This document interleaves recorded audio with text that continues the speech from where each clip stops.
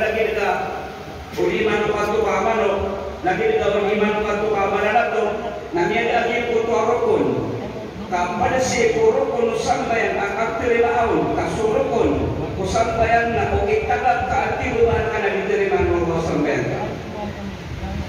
Napad arukun si kusambayan naging kutu ma'anina. Kaya nga naging kutu ma'anina na kebatia akapir-pia so pembatian si kusambayan. Kaya berarti naging kutu akaruruka. Namanya batia kaum pihak di kota pembatian, amnya baru buka pihak, amnya kabilau ka subhana rabbiyal azim wa bihamdihi. Berina subhana rabbiyal azim, amnya batia ka pihak sagin kota parurupa. Naudin karo pergi di mana ke Madinah.